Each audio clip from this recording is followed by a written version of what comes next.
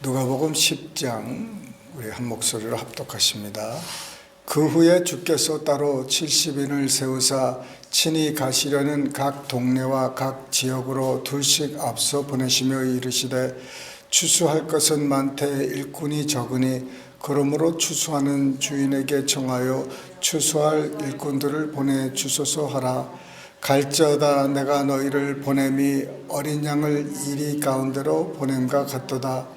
전대나 배낭이나 신발을 가지지 말며 길에서 아무에게도 문안하지 말며 어느 집에 들어가든지 먼저 말하되 이 집이 평안할지어다 하라. 만일 평안을 받을 사람이 거기 없으면 너희의 평안이 그에게 머물 것이요 그렇지 않으면 너희에게로 돌아오리라. 그 집에 유하며 주는 것을 먹고 마시라. 일꾼이 그 싹을 받는 것이 마땅하니라. 이 집에서 저 집으로 옮기지 말라. 어느 동네에 들어가든지 너희를 영접하거든 너희 앞에 차려놓은 것을 먹고 거기 있는 병자들을 고치고 또 말하기를 하나님의 나라가 너에게 가까이 왔다 하라. 어느 동네에 들어가든지 너희를 영접하지 아니하거든 그 거리로 나와서 말하되 너희 동네에서 우리 발에 묻은 먼지도 너희에게 떨어뜨리노라. 그러나 하나님의 나라가 가까이 온 줄을 알라 하라. 내가 너에게 말하노니 그날의 소돔이 그 동네보다 견디기 쉬우니라. 화 있을진저 고라시나 화 있을진저 벳세바야. 너희에게 행한 모든 권능을 두로와 시돈에서 행하였더라면 그들이 벌써 베옷을 입고 제에 앉아 회개하였으리라. 심판때에 두로와 시돈이 너희보다 견디기 쉬우리라. 가버나움아 내가 하늘에까지 높아지겠느냐 음부에까지 낮아지리라. 너희 말을 듣는 자는 곧 내 말을 듣는 것이요 너희를 저버리는 자는 곧 나를 저버리는 것이요 나를 저버리는 자는 나 보내신 이를 저버리는 것이라 하시니라. 70인이 기뻐하며 돌아와 이르되 주여 주의 이름이면 주 귀신들도 우리에게 항복하다이다. 예수께서 이르시되 사단이 하늘로부터 번개같이 떨어지는 것을 내가 보았노라. 내가 너에게 뱀과 정갈을 밟으며 원수의 모든 능력을 제어할 권능을 주었으니 너희를 해칠 자가 결코 없으리라. 그러나 귀신들이 너에게 항복하는 것으로 기뻐하지 말고 너희 이름이 하늘에 기록된 것으로 기뻐하라 하시니라. 그때 예수께서 성령으로 기뻐하시며 이르시되 천지의 주제이신 아버지여 이것을 지혜롭고 슬기 있는 자들에게는 숨기시고 어린 아이들에게는 나타내심을 감사하나이다. 옳소이다. 이렇게 된 것이 아버지의 뜻이니이다. 내 아버지께서 모든 것을 내게 주셨으니 아버지 외에는 아들이 누구인지 아는 자가 없고 아들과 또 아들의 소원대로 계시를 받은 자 외에는 아버지가 누구인지 아는 자가 없나이다 하시고 제자들을 돌아보시며 조용히 이르시되 너희가 보는 것을 보는 눈은 복이 있도다.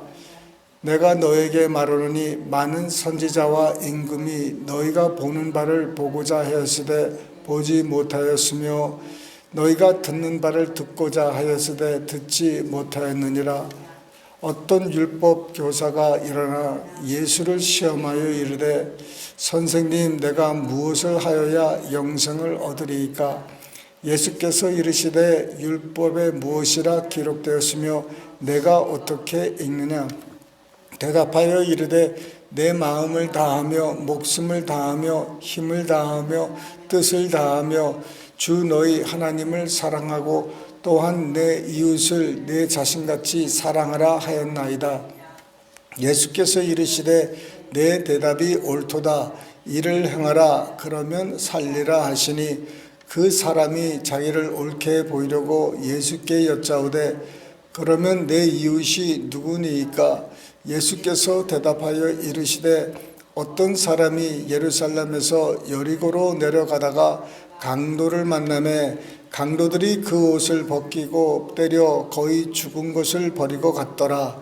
마침 한 제사장이 그 길로 내려가다가 그를 보고 피하여 지나가고 또 이와 같이 한 레위인도 그곳에 이르러 그를 보고 피하여 지나가되 어떤 사마리아 사람은 여행하는 중 거의 이르러 그를 보고 불쌍히 여겨 가까이 가서 기름과 포도주를 그 상처에 붓고 싸매고 자기 짐승에 태워 주막으로 데리고 가서 돌보아 주니라. 그 이튿날 그가 주막 주인에게 데나리온 둘을 내어주며 이르되 이 사람을 돌보아 주라. 비용이 더 들면 내가 돌아올 때에 갚으리라 하였으니 내 생각에는 이 세 사람 중에 누가 강도 만난 자의 이웃이 되겠느냐. 이르되 자비를 베푼 자니이다. 예수께서 이르시되 가서 너도 이와 같이 하라 하시니라. 그들이 길 갈 때에 예수께서 한 마을에 들어가심에 마르다라 이름하는 한 여자가 자기 집에 영접하더라.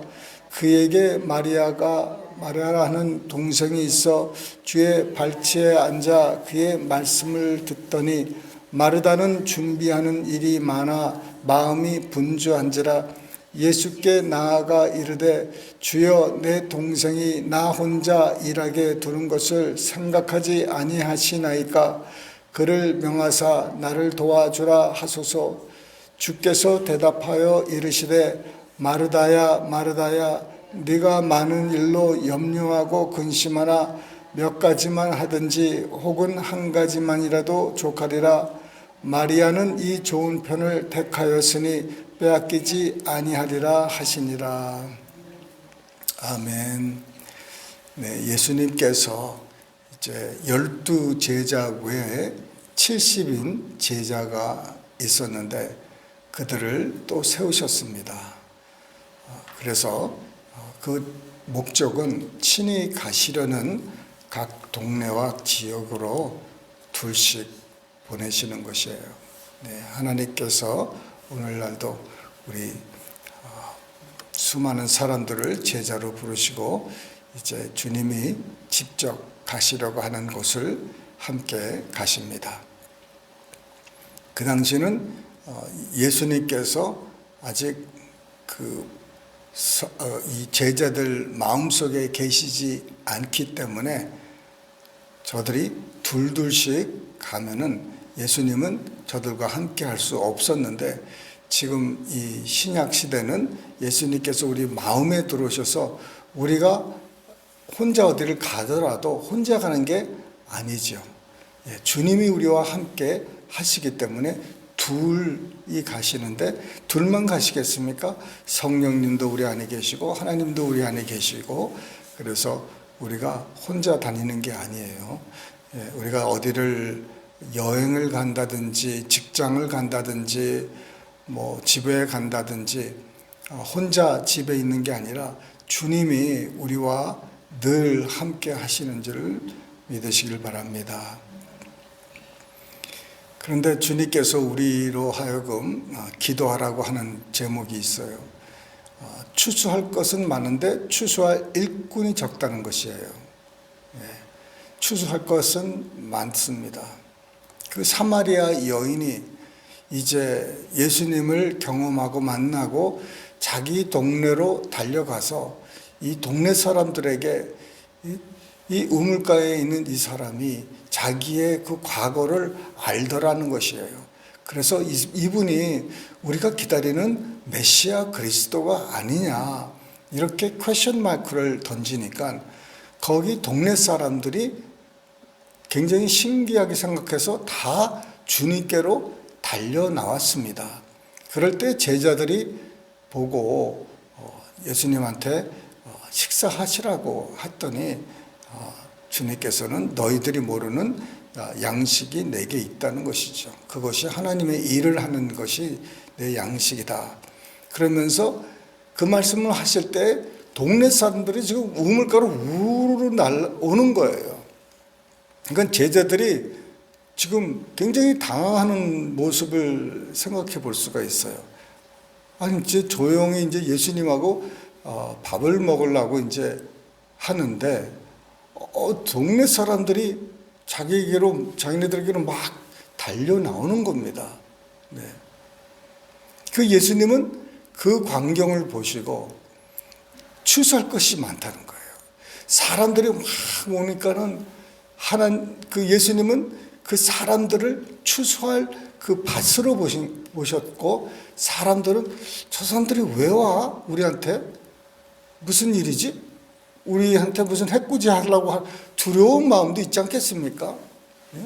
수많은 무리가 갑자기 막 몰려오는 거예요. 예수님은 그 몰려오는 이유를 아시죠. 그 한 여인이 모든 동네 사람들을 전도한 거예요. 주님께로. 연결고리가 된 겁니다. 그래서 이분이 그리스도 같냐. 사람들이 추수할 밭입니다. 우리 주위에 정말 그 추수할 사람들이 꽤 많아요. 네, 눈을 뜨고 보면은 다 주님이 추수할 밭입니다. 저 사람들이 예수 믿어야 될 사람들이에요. 우리가 월마트를 가나, 우리가 무슨 쇼핑을 가나, 우리 직장을 가나, 어디에 있든지 그 사람들이 밭으로 보여야 됩니다. 할렐루야. 추수할 밭. 저 사람들이 예수를 믿어야 될 그 추수, 그 밭이라는 거예요. 주님은 그 밭은 많은데 일꾼이 적다는 거예요. 그래서 그 추수하는 주인에게 청하여, 하나님에게죠, 추수할 일꾼들을 보내달라고. 주님, 추수할 일꾼들을 보내달라고. 우리 그 가족들이나 우리 친척, 친구들, 지금 직장 동료들, 그 마음들을 꽉 이렇게 닫고 마음을 열지를 않아요. 우리 가까운 사람들이 전도하려고 그러면 괜히 그냥 핀잔을 주고 상처가 되고 막 그럽니다. 그래도 우리는 전도를 해야 되는데, 우리가 기도할 수 있는 방법은 주님, 우리 누구누구에게 추수할 일꾼을 보내주십시오. 그 멀리 사는 사람들이 많지 않습니까? 한국이라든지 멀리 떨어져 있는 그런 사람들에게 우리가 어떻게 기도합니까? 주님, 우리가 갈 수가 없지만은 그들에게 추수할 일꾼을 보내달라고 기도하세요. 할렐루야. 그러면은 이제 하나님께서 그 추수할 일꾼들을 연결해 주십니다. 내가 막 기도하고 내가 막 전도하고 해도 안 되는 사람이 엉뚱하게 다른 사람의 그 말 한마디나 뭘 통해서 이렇게 회심하고 주님께 돌아오는 일들이 많이 있습니다. 왜냐하면 우리가 누군가가 그렇게 기도를 하고 누군가가 쓰임을 받게 되는 거예요. 그래서 여러분, 특히 여러분의 자녀들을 구원하고 싶고 여러분의 남편들이나 여러분의 그 아는 사람들을 구원하기 싶은데 그들의 마음을 안 열어요. 그러면 이렇게 기도하세요. 주님, 보내달라고. 그 다음에 여기서 보내주소서 그러지 않습니까? 그러면 지금 어딘가에서 또 그 사람들이 자기네 사랑하는 사람들을 위해서 추수꾼을 보내달라고 그러는 거예요. 뉴저지나 뭐 다른 타주에 있는 사람들이 이 테네시에 살고 있는 클락스빌에 있는 사람을 지금 누군가가 기도하고 있는데 그 사람은 누가 갑니까? 우리가 가야 되는 거예요. 우리가 클락스빌이니까. 할렐루야. 예, 다른 주에 있는 사람들은 그 주에 있는 사람들이 가는 것이고요. 그래서 우리가 보내달라고 하지만은 우리도 가야 되는 입장이에요. 아멘. 가야 돼요, 우리도. 주님, 나를 보내달라고 그러는 거예요. 누구누구를 보내달라고 하지만은 이 땅에서, 이곳에서 누군가가 지금 어떤 어머니가, 어떤 아버지가, 어떤 형제 자매가 멀리 살면서 이 클락스빌에 있는 그 형제 자매, 그 사랑하는 사람을 위해서 주님 예수 믿게 해달라고 그러는데 누가 그 사람한테 갑니까? 자기네들은 못 가는 거예요. 지금 갈 수가 없어요. 여기서 가야 되는 거예요. 주님, 나를 보내주십시오. 할렐루야. 심는 대로 거두는 거예요. 주님, 내 주위에 있는 사람들은 내가 책임지고 내가 복음을 전하는 거고 저쪽에 있는 사람들은 주님 좀 보내주십시오. 할렐루야. 오늘 이 예수님께서 어떤 율법 교사와 이제 대화하는 중에 선생님, 내가 무엇을 하여 영생을 얻으리까? 이 율법 교사예요. 그 율법에 대해서 박사죠. 신학 박사라는 말이에요. 그런데 예수님을 시험을 하는 거예요. 말씀을 가지고. 어떻게, 무엇을 하여야 영생을 얻으리까? 영생을, 무엇을 하여야 영생을 얻으리까? 그 예수님은 그러면 너는 어떻게 성경을 읽느냐? 율법에는 뭐라고 기록됐느냐? 하나님 사랑, 이웃 사랑입니다. 그러니까 거기서 이제 답은 다 끝났어요. 예수님께서. 그럼 너도 그렇게 해라. 네가 영생을 얻기 원하면은 알고 있는 지식이 다가 아니다는 거예요. 그렇게 해라 너도. 네가 아는 대로 행하라.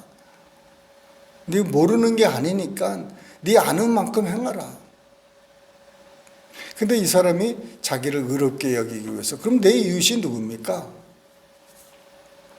그러면서 선한 사마리아 이야기가 나옵니다.